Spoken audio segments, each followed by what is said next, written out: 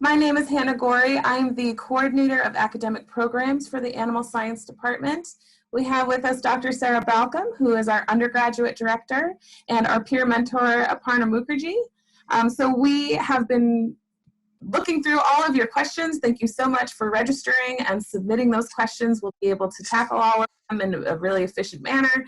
So we'll go through and answer what you written into us.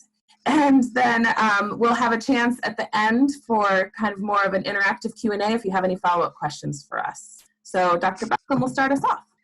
Hey everybody, so I am Sarah Balcom. I am a veterinarian. I went to veterinary school in 2006 and graduated from Tufts. I practiced for 4 years, and then because I had been a high school teacher for a little while, decided I really wanted to get back into academia. So I've been at the university for the last 10 years, which is amazing that 10 years have flown by that fast. And I was once a PreVet student sitting in your seat. So I have lots to tell you about the PreVet program here. And I'm going to start out with a question about, are there specific advisors for PreVets, for vet school admissions? Several of you wanted to know about that. Absolutely. So first and foremost, I'm your advisor, and you get the benefit of actually having someone who's been through vet school and not someone who went to graduate school but heard about it, or who's in a pre-health committee and, oh yeah, the vet students, because they're mostly focused on the nursing students and the MD students and whatnot. So what I do with our pre-vets is I will meet with you your second semester to go over the whole big application process. What are all the parts of it? What do you do with your 4 years at Maryland to stand out? You know, what questions do you have? How do you build your 4-year graduation plan around meeting those requirements, that kind of thing. I will meet with you again in future semesters to do different types of group sessions with you about stuff that's really important for pre-vets to know. And we have tackled things like the really substantial student debt crisis that we have right now in our profession. We've talked about diversity and inclusion. We have looked into non-clinical careers and sort of how to envision those from the start. And I'm always up for student questions and whatnot. And I usually do one just open session, like, bring me your questions, ask me anything. What do we have there? And then as you get towards senior year, I often will meet one-on-one with pre-vets who are applying to school, getting their letters of recommendation together, trying to figure out all of the pieces of the puzzle to be successful, that kind of thing. We have other vets who work with us. So our college is part of the Virginia-Maryland Regional College of Veterinary Medicine, which is to say that it is actually a consortium of 2 states. The actual vet school is down in Blacksburg, and it's run primarily by Virginia Tech, but we do have a satellite campus here at College Park. And one of their faculty members, Dr. Nat Tablante, also a veterinarian in poultry extension, also meets with our students to talk through specifically the Virginia-Maryland application and what it takes to be successful in that. And that's a really key insight because he's on their admissions committee. So you can bring all your questions and kind of get the inside scoop there. And for most of our students who are Virginia or Maryland residents, that's going to be their #1 choice just because it's such an affordable, relatively speaking, way to go to vet school. We have 2 other veterinarians who work in our department. So Dr. Black is our lab animal veterinarian. She teaches both the anatomy course and a lab animal management course. And she's definitely been a great resource for our students. And actually, Dr. Zhao, the immunologist, is also a veterinarian. So he doesn't do nearly as much pre-vet advising, but he is one of our individual advisors. And certainly people go to him asking about careers more related to being a veterinarian who does some sort of basic research. Apart from that, we have a really active pre-veterinary society. They meet every 2 weeks with speakers who talk about their different careers in vet med, different opportunities. The club also arranges volunteer opportunities, so you can get those very necessary pre-vet experience hours. And they do mock interviews for the 4th-year students, and they're just a nice sort of all-around support. So yes, we have lots of pre-vet advisors and a very robust pre-veterinary program. Another question is more broad. What else can I do with my animal sciences major? And I think that's really important because we want to make sure that we're meeting everybody's needs. So what else can you do is really up to your imagination. Animal sciences deals with a broad range of domesticated animals. And so there's 2 ways to look at how you might think of careers. There's the looking at the different ologies or studies of, and that could be studies of reproduction, that could be studies of lactation, that could be studies of nutrition, that could be studies of conservation, whatever sort of subfield interests you. or it could be specific species that interest you. So again, we deal primarily with domesticated species, so all of your farm animals, your lab animals, more recently things like companion animals, including companion horses. And so you may have a species that you want to focus on, and then you can take that into a career. So do you want to work managing animals either in an individual facility like a farm or a riding stable or an animal shelter? Do you want to work on behalf of a group of animals? So do you want to be the nutritionist that formulates their feeds?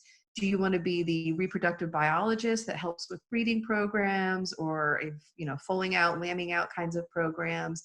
Do you want to work in policy, for example, for a specific industry or a specific cause? We're right near both DC and Annapolis, so we're really well situated for that kind of work. Do you want to do things in terms of scientific research that advances our knowledge of a particular species or one of those specific fields? And so one of the things we really try and do in this program is start you off thinking about all of those things right from the 101 class, and then give you lots of opportunities to explore that. And so you can do that with our 100 level career seminar, which is open to any year to just get a flavor of all of the different things you can do with this degree.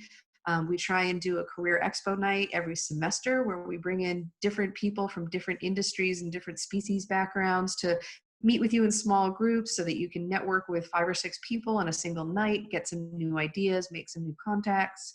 We have an internship program for credit, both fall and spring, that allows you to earn academic credit that also satisfies one of our requirements for the major, so that you can get an in-depth work experience with an academic component and some extra supervision on it to learn more about it. So we're really trying to do lots of things to look at all of the different things that you can do with an animal sciences degree and set you up to be ready for them when you graduate. One person asked, there are different animal science majors. Could I go into detail as what the difference is between pre-professional and animal care and management? So fundamentally, we have 2 options. Either of them is going to land you with a bachelor's in animal science degree at the end of your time at Maryland. The way you get to that degree is determined by which option you take to complete it. Option 1 is the science pre-professional track, and it is geared towards students who want to go on for graduate school, veterinary school. We've had students go to medical school, nursing school, those types of professional schools that have a strong list of pre-professional science classes, typically biology, lots of chemistry, biochemistry, physics, that kind of thing. And so you're going to see a lot more of those courses in that option, plus an animal management course, our anatomy and physiology courses, our nutrition courses, and some advanced animal science electives. Those courses, in some, will get you very close to being fully prepared for the admissions for the various professional schools. And I say very close because there's always a school that wants you to have taken biostatistics with calculus or an extra microbiology course or something like that. But in general, our science pre-professional track will cover most of the requirements for most of the kinds of professional schools and graduate schools where you might want to go next. On the other side, we have an animal care and management track, which is very focused on preparing you for careers in animal sciences as soon as you graduate from our program. And so that has fewer science courses in it, although it's still a science major with plenty of biology and chemistry in it. But we focus on taking more animal management courses, so you end up taking 3 of those, and more animal advanced electives in our own department. And so again, this is a little bit more of an applied option there. You can switch between the 2 options whenever you like, as long as you complete one set of requirements, you graduate with a degree. And so a lot of people start out in one and then have some sort of transformative experience and then decide, you know what, actually the other option, the other path is right for me. And that's totally fine. It's not hard to do. The only thing I would encourage you to do is make sure you're keeping track of the classes that you're taking so you stay on track to graduate when you want to graduate. And then finally, we do have a 3rd option, and that's an accelerated 3-year option for students who apply to Virginia, Maryland as juniors, so a year early, and get in. And so what that does is you finish 3 years on the College Park campus, and then you leave without a degree. You go off to veterinary school and you complete your 4th year at Virginia, Maryland, and you transfer back those credits, and then you earn your bachelor's degree from Maryland, and you go on and finish your vet degree, and then you have your DVM as well. And we have a lot of students who start in that and then for whatever reason decide, you know what, I actually want to spend all 4 years at Maryland, and that's fine. And it's an easy option change. It's actually the same set of courses as a science pre-professional course. So it's very easy to switch back into the science pre-professional or even the animal care and management track. It's just there for those students who are trying to save money and are very motivated to complete their DVM degree, either for the financial reason or because they're contemplating both a DVM degree and some other advanced degree. And I can tell you, because I also have a master's degree, at some point, it's a lot of school. So we can talk to you about those different options, but I would recommend that if you're interested in vet school, just start out science pre-professional, and we can reevaluate where you are after the first year and see how your career goals are going. It's very easy to do. Another student asked, what are the steps to become a veterinarian, and what if I decide to become a vet tech instead? So in our country, the steps to become a veterinarian is to earn most or all of an undergraduate degree. And I say most or all because there are some schools that allow you to apply after 3 years of undergrad. But generally what we do is we finish an undergraduate degree, and then you go on to veterinary school for 4 years.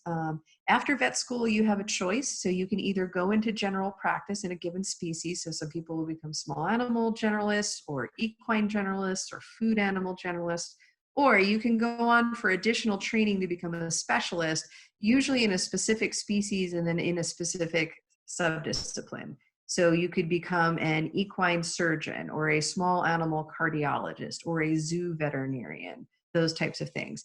That's going to entail past veterinary school, at least a year of internship training, sometimes 2, and then at least 3 years of residency and a second set of boards to qualify you as a specialist. So this is just the start of your journey. If you just want to become a generalist like I was, it's 8 years of education, start to finish. And then if you want to go on from there, you're looking at about 12 years of education from there. Now, some people get into our program and they say, you know what, this may not be for me. I might want to do more work with the animals, but not necessarily be the doctor. You have a few choices in that realm. You could consider becoming a vet assistant, which is not a licensed veterinary technician, but someone who can often acquire a lot of on-the-job training and become very skilled. And you would see this mostly in a small animal clinic. You're going to be fairly limited in terms of career options to, do that for the rest of your life and sustain yourself. So then you might want to consider becoming a veterinary technician.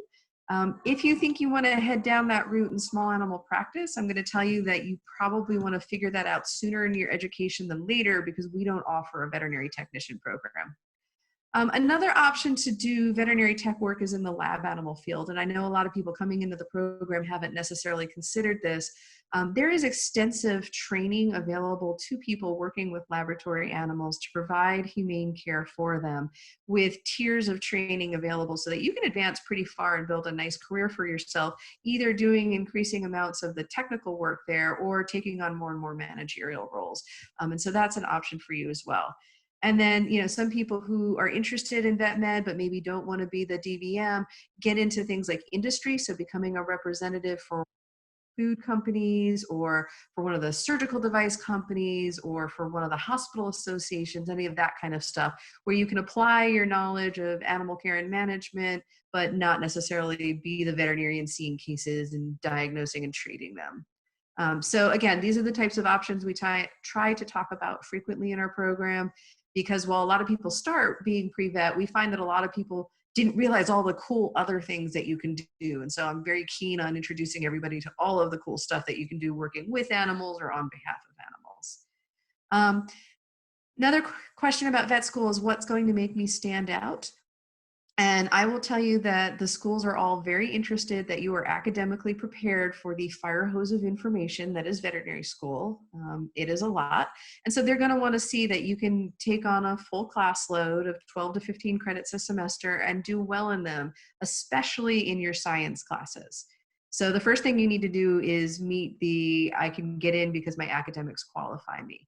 But beyond there, veterinary medicine is really trying to diversify itself in a lot of different aspects. And so they're looking for students who are more than just, and I'm going to pick on myself here because this is me, Caucasian women who wanted to do small animal practice in an urban or suburban setting. They're looking for people who are leaders, who have demonstrated initiative and entrepreneurship. They are looking for people who've overcome adversity and come out the better for it. They are looking for people who are going to help veterinary medicine move forward in our century. And so what helps you stand out is a diversity of experiences so that you can speak to all of what veterinary medicine is and not just the corner of it that you got into. And so I always recommend to our students to have at least 3 different major kinds of experiences, only one of which should be companion animals. So get out there and do food animal things, lab animal things, working with the government, working with zoos, all of those types of different things. I encourage our students to be leaders on campus through their clubs, through initiatives that they organize, and any other way that they can think of. And that could be things like, volunteering to help solve this COVID pandemic that we have.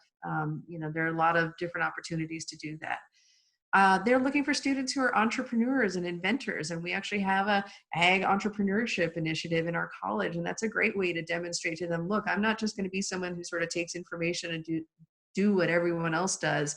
I'm going to come up with something new and exciting. And so we really try and support that there by giving you not only basic knowledge, but really throwing you out into the world and letting you demonstrate to yourself and also to those who would evaluate everything that you can do.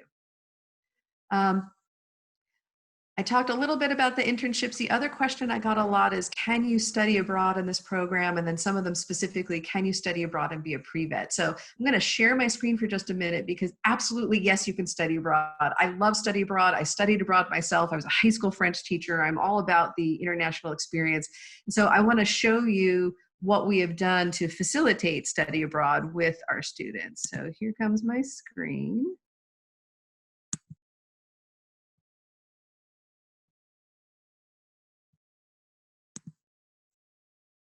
All right. And Hannah and Aparna, tell me if you're not seeing what is our prospective students page. Okay. So I'm going to move over now to our study abroad office, and I have 2 different pages to show you, and I can send you these links if you're interested. Just hit me up after our session. So the first one is just showing you programs that we have, and I want to show you the diversity of programs we have. And what we've done is we've really tried to identify either colleges of veterinary medicine or colleges of agriculture that have study abroad programs so that we could find many different classes that our students might be able to take to be able to fit them into their 4-year plans and graduate on time. In particular, there's some great opportunities in Australia and New Zealand. We are developing a program right now in Perugia, Italy. We have another really good program over in France, and we have some fantastic programming over in Great Britain, several different vet colleges there, such that you can go abroad and stay right on track, transfer those classes back as their ANSC equivalents. So we're very happy to help you figure that out. And I can show you that as well. Over here, you can see all of the different universities that we've been working with. And so we have more than 90 classes that have been pre-approved for transfer credit in these major areas that I've talked about. But I'm also very happy to work with somebody if there's a particular country you want to go to identify classes that might count for a gen ed requirement or for one of our animal sciences requirements so that you can stay on track to graduate. The key to studying abroad is knowing that you want to do it, which I really encourage all of you to do, figuring out where you might want to go. And remember that at Maryland, we have several exchange semesters, meaning you pay the same tuition whether you're here or abroad. So financially, they make a lot of sense for people. And then planning that early enough that we can shift around courses so that you stay on track to graduate. I want to point out 2 other things very quickly, and then I'm going to turn this over to Hannah. One is there are a lot of questions about internships, and so I just want to point out to you our internships page here and how we find internships and our internship course, because we're very keen on you doing internships. And the other thing is, if you haven't already checked it out, we just redesigned and relaunched our website. I'm super excited about it. The prospective students page is going to give you a nice overview of what we're all about, and I encourage you to check that all out, including our little tour. You'll get to hear more of me. Sorry.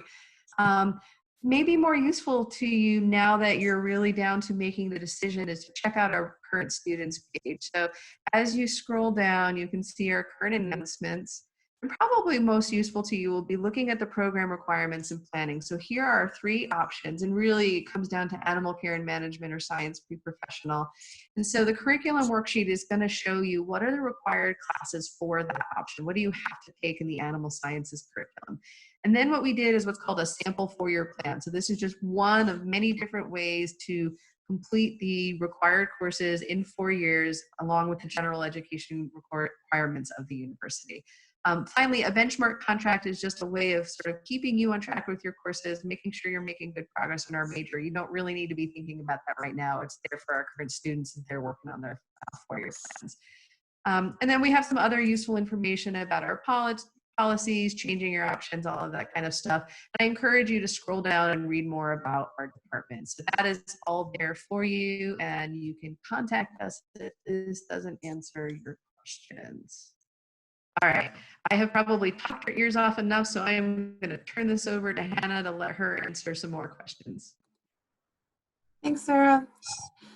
So I'm going to get into kind of the more nitty-gritty details about our program. Dr. Balcom already went over the difference between the 3-year program and the 4-year program, and it's important to note that it's not truly an accelerated program. We find that a lot of the students who end up sticking with that 3-year option are students who transfer in with a lot of credits already, maybe an associate's degree, maybe lots and lots of AP credit, so that they end up being competitive applicants by the time they're juniors. We see a lot of people sign up for the combined Ag Vet Med option to begin with and then switch into pre-science, pre-professional, because of course it sounds amazing on paper, right? I would love to go to vet school within 3 years instead of 4 years.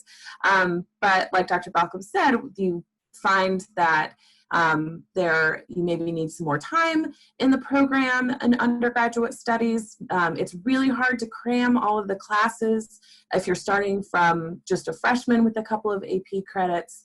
It's really hard to cram all of the classes that vet school wants to see to make you a competitive applicant, not to say, and also the animal handling experience that they like to see too. It is so for the most part, the students that we see who do really well and go through with that 3-year program, 3-year option, are the ones who already have a lot under their belt. Again, you can switch between options at any time, so please do, if that is something that you would like to pursue, please do go forward with it. And we in the advising office keep in contact with you on a regular basis each semester. So if you're finding that maybe you want to switch your option one way or the other, if you aren't sure about your course load or something like that, we are regularly checking in with you. You're not alone and floundering and making these decisions by yourself. So there's regular opportunity for us to discuss that with you.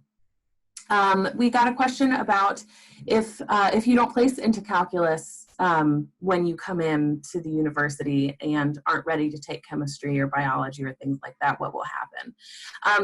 So the College of CMNS requires that you be eligible to take calculus in order to take their chemistry, biology, and physics classes, which are required for our major. So you don't need to have already taken calculus, you just need to be eligible to take it. So we do have students who come in and don't test into calculus, thereby making them eligible for calculus. In that case, your first semester, we would have you take Math 113, which is college level algebra, and then your second semester, you will be eligible to start those chemistry, physics classes. Your first semester, depending on where you are, often you'll be taking your Introduction to Animal Science course, Animal Science 101 and 103, which is the lab component course that is accompanying 101. You'll probably be taking general education courses. You could take economics, writing, there are lots of other major requirement courses and gen ed requirement courses that don't require a certain math level. So what we usually see with students, and it is very common for people not to be ready to take calculus their first semester at college, completely fine. You will not fall behind. We have a plan in place, but that is usually what your first semester will look like, and then you'll get started with chemistry or biology your next semester. And there's a lot of variety. We see a lot of variety with what students are taking their first semester, depending on whether or not they're a freshman or a transfer, what classes they've taken before. You know, do you have an associate's degree? Have you just taken a handful of classes at a community college? So we work really hard to meet you where you're at and tailor your plan depending on what you're coming into this with. So freshmen, we usually have you start taking your gen ed, so your general education courses. These are courses that everybody on campus has to take. The university requires them. They want you to have a well-rounded educational experience. So these are going to be arts and humanities, history, language, things like that. So if you're coming in as a freshman, you're looking at a handful of semesters where those will be your focus. And you'll be taking animal science, the early animal science core classes at the same time. So your first semester, again, Animal Science 101, 103, everybody takes that with us. So everyone starts off with the same foundation of understanding. It introduces you to some basic anatomy and physiology. What are the different animal species, animal science industries, that kind of thing. And that prepares you to go on with the other animal science courses. So your second semester, you'll be taking anatomy, and the semester after that, physiology. And these classes are staggered so that they build upon one another. So each is a prerequisite for the next. So we have you make your 4-year course plan with the plan to take each of those courses in sequence. Following physiology, we have 2 nutrition courses, and those make up the fundamental animal science courses that everybody will be taking no matter what option you're in. So if you're a freshman, those will be intermixed with gen ed courses, and then you'll be taking chemistry, biology, and physics, depending on which option you're in, kind of interspersed with those and spread out over about 4 years. As a transfer student, again, you could come in and be ready to graduate within 2 years, or you could have another 3 to 4 years with us. So you will still be taking those core animal science classes your first few semesters, but you might be taking them in tandem with chemistry, physics, biology, the more upper level courses that if you have your gen eds out of the way, you don't need to take those again. So again, we work with you on an individual basis to build your course plan, and that's just kind of what you can expect it to look like.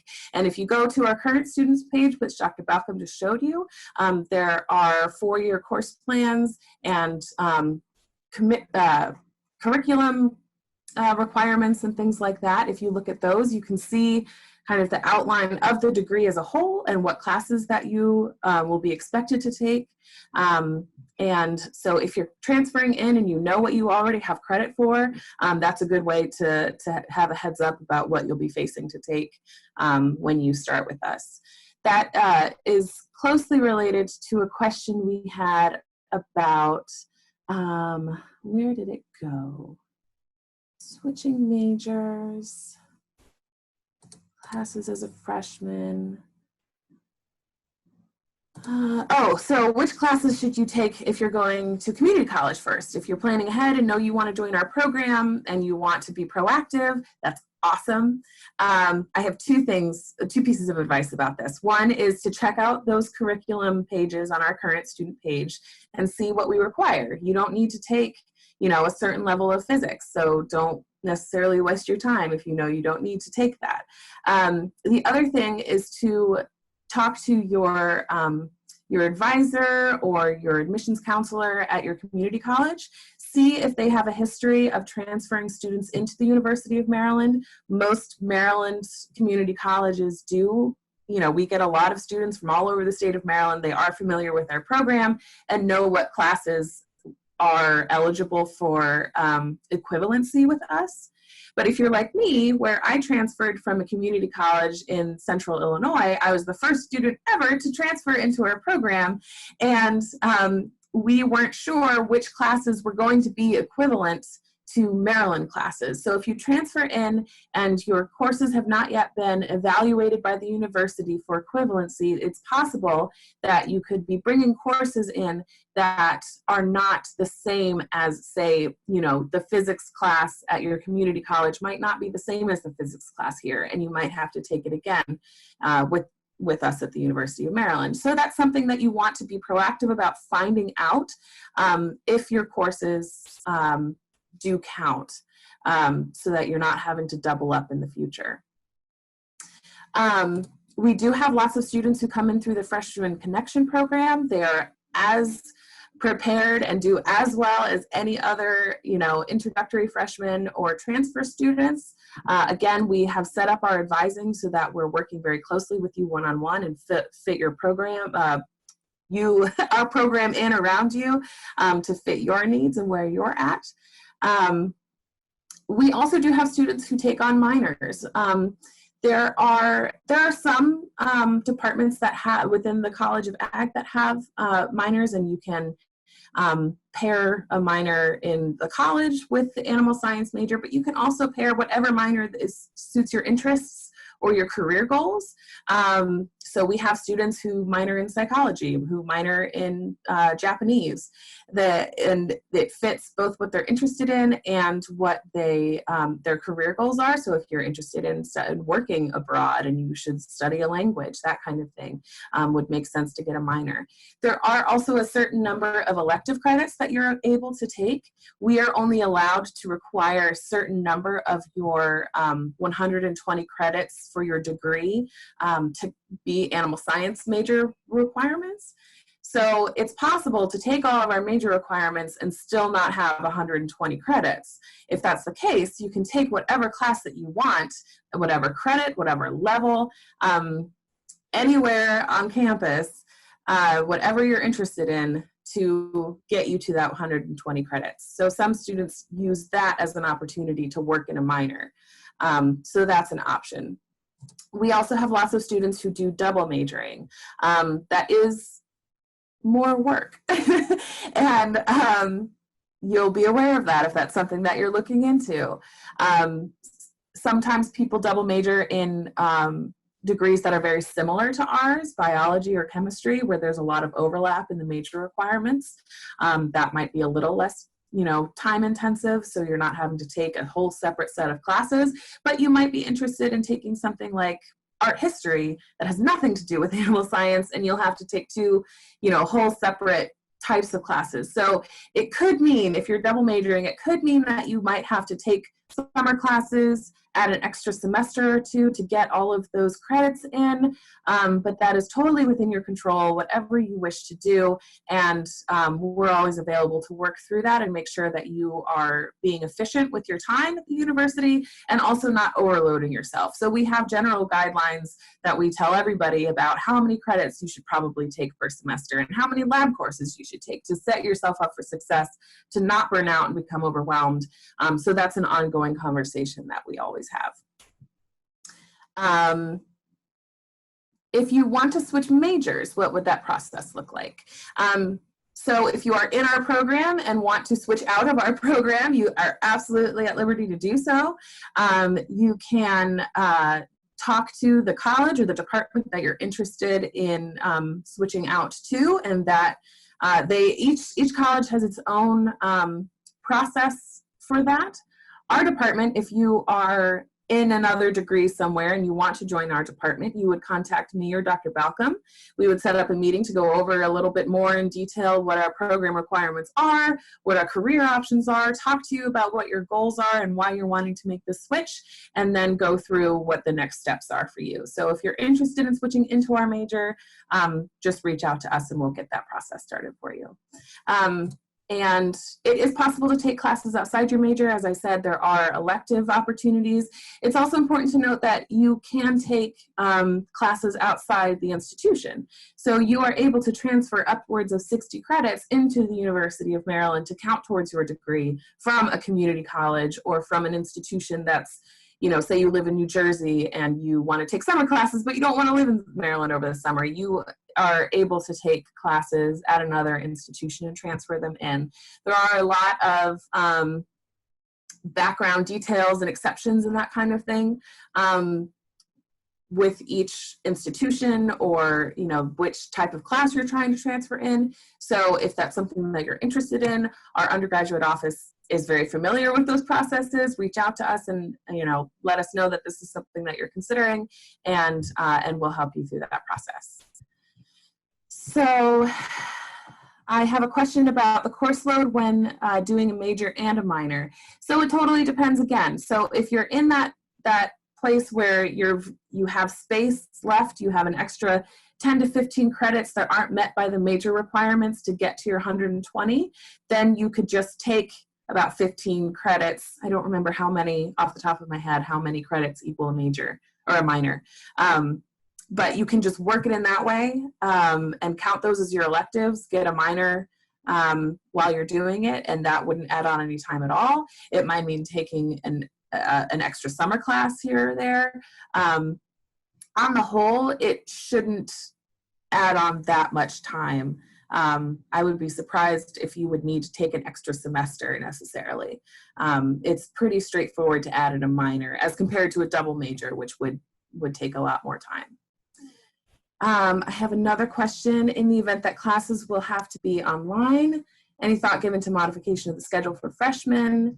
Yes. I will let Dr. Balcom handle that one at the end. So we'll move on to Aparna. And at the end of our session, we'll give you a little bit of what we're thinking for the fall. Sound good? Okay. Aparna, do you feel ready to take it away? Do it. All right. Hello, everyone. My name is Aparna, and like Hannah said earlier, I am currently the peer mentor for the animal sciences major. So I'm a senior animal science major on the pre-professional track. And I, as a student, just wanted to say that going to UMD was the best decision I could have made. I'm also an out-of-state student, so my experience is a little unique, especially when it comes to some of these questions. I'm going to do my best to answer them, but I might pass them back to Dr. Balcom since she has experience with them. So a lot of you are wondering how much hands-on work is incorporated in our curriculum, and somebody asked, especially in the first year. So the courses that we've already talked about, so your introductory, Animal Science 101 and 103. 103 is your lab component, which was one of my favorite classes because you get to go to the farm. It's totally hands-on. And I am from suburban Pennsylvania. I have never worked on a farm in my life. And I go to UMD, and they're like, okay, so your first semester, you're a little freshman. You're going to go out to the farm. You're going to be handling sheep.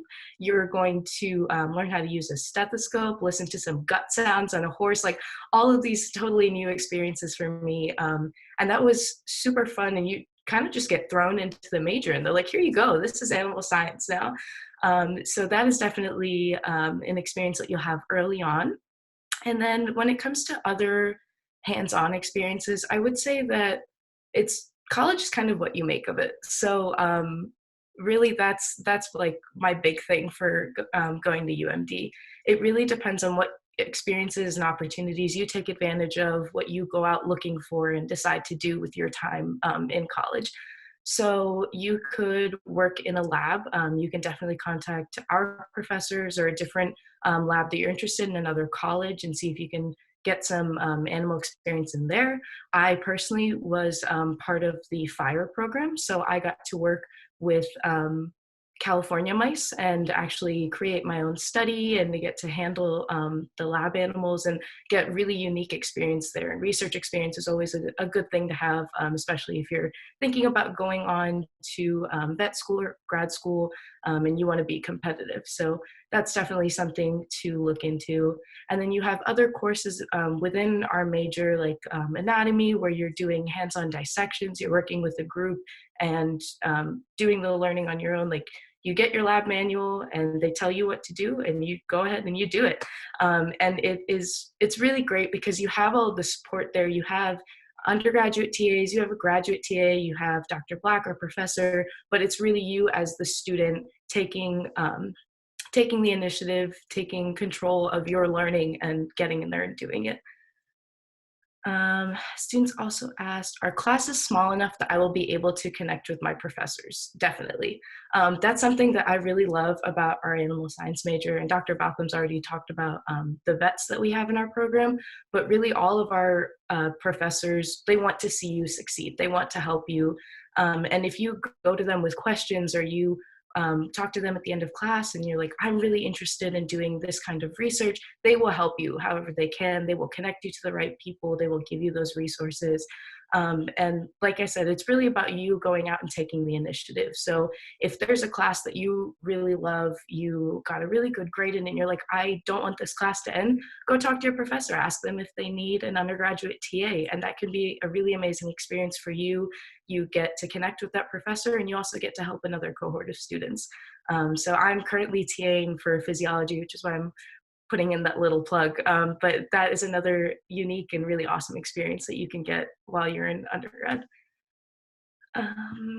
Which is the best dorm to live in if one is in the animal science program? So disclaimer, I also work for the Department of Resident Life, so I'm going to say all of the dorms. But in reality, the Cambridge community is very, very close to the animal science building, to the farm. So that is literally like less than 5 minutes. You walk downhill and you're there in class. One of my friends loves to say, I used to roll out of bed and I would be in class. But a lot of, especially if you're a freshman, you're going to end up on North Campus, and that's pretty close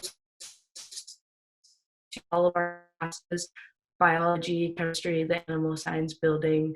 But wherever you're set up, you'll have enough time. Like, there's no worry about getting to classes.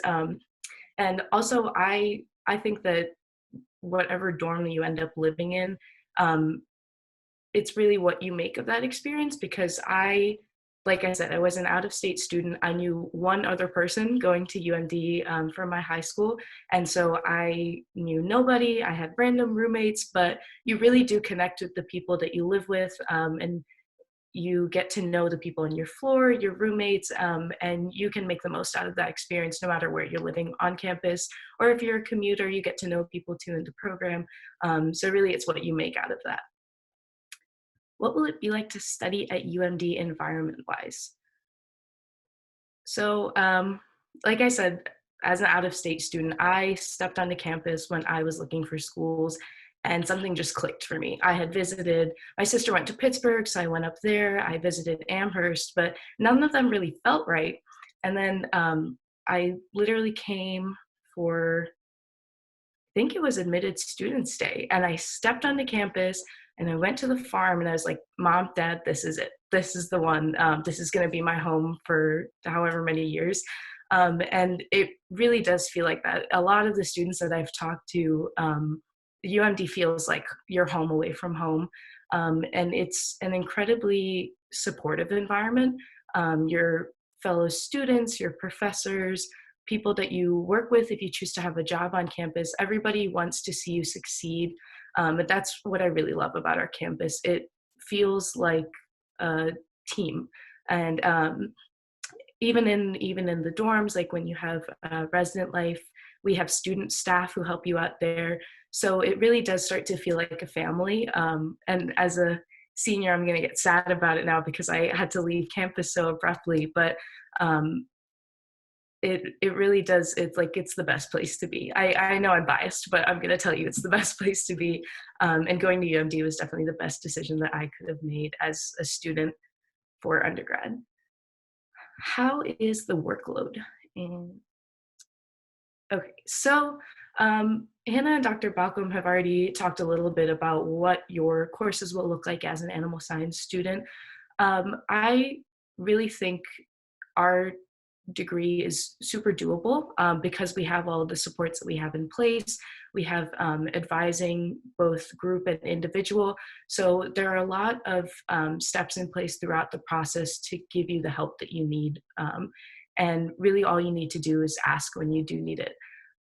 There's a lot of resources. We have the website with a ton of information on the curriculum, on benchmark courses that you'll need to take. So everything is there that's set up for you to succeed. And then it's really just on you to kind of tackle it and say, this is my work ethic. I know what I want to do. I know what I can do. And then just go ahead and do it.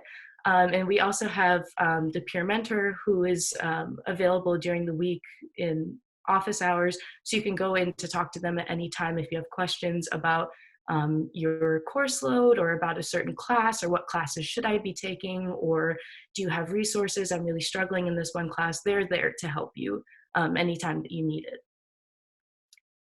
And my last question, I'm actually going to pass back to Dr. Balcom. They're asking, what is it like to work on the farm? So as an out-of-state student, I unfortunately couldn't take advantage of that as much as I would have loved to, because I don't live in Maryland. So Dr. Balcom. Sure. So we have an on-campus farm, and it is quite literally across the street from our building, which is great.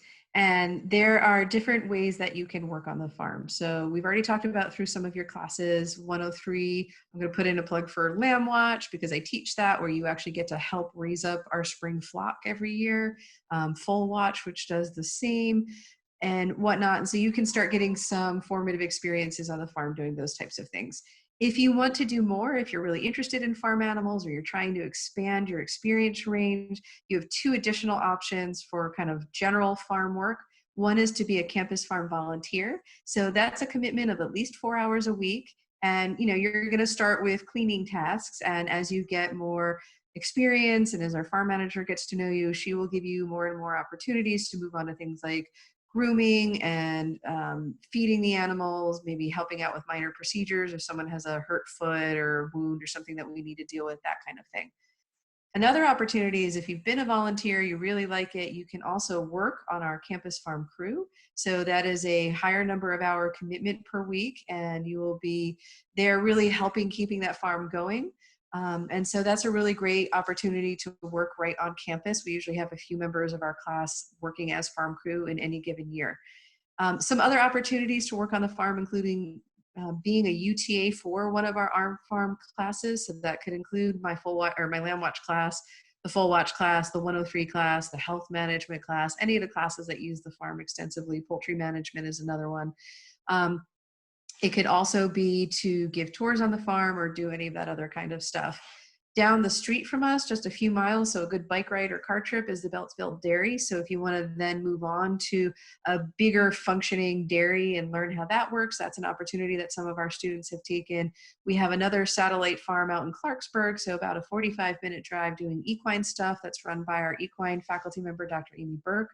And so you can see that we just have a ton of different opportunities for getting farm experience, a lot of them right on campus, because we know that not everybody can get off campus for any number of reasons. So that's our farm in a nutshell. And we also sadly had to cancel it this year, but we have what's called Ag Day, and it's part of Maryland Day. We like to call it Ag Day because we're the founding college and it was ours. But we do a livestock show where you can sign up to work with an animal and show that animal on Ag Day. And that's a great way, if you've never really worked with sheep or worked with cattle or pigs, to work with just one animal, really get to understand their behavior and handling, and then show them off to the public. So that's a sort of fun community thing that we do every year, and we really enjoy doing it. And I'm probably missing things already. I'm coming to mind that we also have a dairy cattle judging club. Oh, and that was the other thing. We have several equestrian clubs, and so I won't sit and tick them off all here, but they're on our website for lessons, for competitive events, and our Maryland Equestrian Club actually takes care of the campus farm horses. So if you're interested specifically in horses, you can go and join that club and be a part of that experience. There was another question about online classes and incoming freshmen and whatnot. And so I'm going to say that at this point, we don't know, but we're certainly thinking a lot about it. As all of you know, I'm sure you've been watching the news, we have to figure out large-scale testing that's accurate and timely so we can figure out where hotspots of this pandemic are brewing and what to do about them. So right now, the university is watching and planning for various scenarios. My advice to my current students and to you is it might be a good idea to have fewer lab sciences this semester and to focus on, especially for you incoming freshmen, gen ed courses, which tend to translate better to online experiences. So if we need to close for a month kind of thing, it's going to be less disruptive because you're not missing so much of the hands-on. The 101 class is actually a class I teach. It is pretty well adapted to being online. The 103 class with the animal experiences, we're giving some thought to, you know, when we know when we're going to have you on campus, can we make sure that we give you the most animal hands-on experiences as possible and save some of the labs that are more like calculating how to put together a diet for a specific species and save them for when we might be online if that ends up happening. So my advice to you is wherever you end up going to college, I would plan for your first semester to take fewer lab science classes, work on those gen eds, work on your intro courses. What I have done as a policy change for this semester is change the sort of due date on some of our benchmarks that you're supposed to complete by shifting them back a semester so that if you don't take a science heavy first load, it's not going to hurt you in terms of meeting our benchmarks and staying in the major. And we're going to do our best to figure out as soon as we have a good window to know what we need to do so that we can communicate that with our community and to support everybody in that. But at this point, it's just too early out to know where the state of Maryland is going to be and also to consider where all of you are coming from and what you might be bringing to campus in terms of disease transmission risk. So I'm sorry I don't have a more concrete answer, but I don't want to give you bad information this early out. Okay. About internships and programs. Sorry, did you have more, Sarah, about internships and programs working with exotic species? We are in a really good location for this kind of animal experience. We have very easy metro access into Washington, D.C. We are in the process of building a metro station on campus. Yes. There is already a fully functioning metro station just half a mile off campus that's accessible via bus, bike, walking. So you can zip into the city for an internship volunteer experience at the Smithsonian National Zoo, National Aquarium. We also have students who do internships at the Maryland Zoo and the Baltimore Aquarium. And then we also have lots of government agencies going on located around us, doing lots of active research and taking on interns in that capacity. So if you want to get experience with lab animal management, working with primates, working with large animal research, in addition to aquaculture or mice or your traditional research species, they are all around, all familiar with our program with the University of Maryland, and are really good about communicating with us what their opportunities are. We also offer an internship course, ANSC 359, which is taught by Dr. Van Kloppenberg, Dr. VK, we call her. And if you take that class, you can get credit for the internship work that you're doing. She works closely with you to kind of maximize your experience. You'll do a semester-long project, present your findings at the end, collaborate with other students who are also taking internships during that time. It's a really, rich experience to get more out of your internship experience. But she's also available to help you look at what your interest is in, network, and find a program that fits your needs. And I want to throw in a plug too for government and regulatory work. So you probably have never considered that animals in our care are regulated by the Animal Welfare Act and some other legislation, and that is carried out by the United States Department of Agriculture, the USDA, and we have a great relationship with them. They're always looking for our students, including for things like internships. So if there's a particular species that interests you, like the care of exotic animals in the pet trade or the care of zoo animals or whatnot, they are regulated by the Animal Welfare Act. And so they have internship programs to help teach the different places about the regulation, enforce those regulations, sort of report on the care of those animals. Just another interesting way to think about them, that there's a lot of hands-on work that's not necessarily what you first thought, which might have been in a pet store and a vet clinic and all. And we really encourage you to think broadly like that. I wanted to throw another note in about living on or near campus, if you're a transfer student especially, and you don't necessarily go through the Office of Residential Life for your housing. We have lots of apartment complexes along Route 1 that just kind of skirts the outside of campus. These are not necessarily affiliated or owned by the university, but they are student housing. So There's lots of really good options nearby within walking distance. We have a really good shuttle system on campus that's free for students to use, and it goes a couple miles into the local communities. So if you live in one of those apartment complexes and you don't want to walk or bike every day, that's an option. And then also if you get a group of people together and you want to rent a house in one of the local communities, the shuttle system is there to help facilitate that. So you can still live off campus if you want and get around even if you don't have a car. How can you become a campus farm volunteer during the first semester? It's very easy. You send the farm manager an email and you tell her you want to volunteer. It's really that simple, and you'll meet her in your first week of 103 Lab. Any other questions, you guys? Got some really good questions. Yeah. So I just want to conclude with something that Aparna definitely touched on, which is the University of Maryland is a really big place. I mean, it is the size of a small city in and of itself, and that gives everyone these really amazing opportunities. You're going to meet so many cool people here. There are any number of interesting concerts and talks to go to, parties on the weekend, people to know, things to do. DC is right in your backyard. You're never going to want for stuff to do. And I'll be honest, when I first started working here, I was kind of overwhelmed by it. I went to a small liberal arts college, and we had 1,200 graduating members of my class. And I thought, oh, how am I ever going to sort of feel at home in this huge university? And it is a huge university, but it's a small college and a small department where we still know each other, and we take a lot of classes together, and we have ice cream socials together, and we hang out with each other, and maybe we get on each other's nerves a little bit, but it really does feel like a family. And I'll tell you, I miss everybody right now. I keep inundating them with letters because I miss them, but I love that about our department, that we get the big college experience, but we also get the small college feel with a farm across the street. So again, I'm totally biased. I've been here for 10 years, but I really think it's a great department, and I want you to consider us seriously.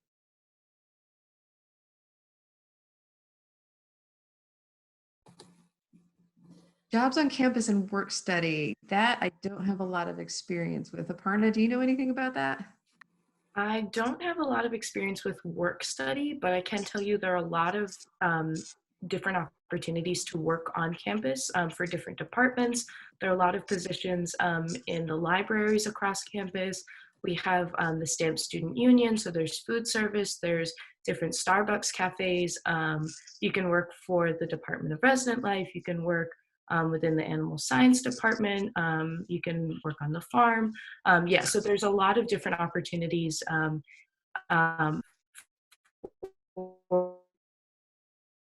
information about that through the different websites, depending on what kind of job you're looking for.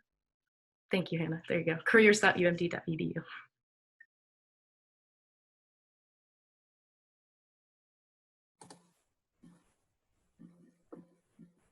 All right, well, if we don't have any more questions, wanted to thank you all for joining us. We're available. You can find our contact information for our undergrad office on our website if you have any follow-up questions moving forward. So thank you, and we look forward to meeting you and hearing from you all. Yes, thank you, everybody.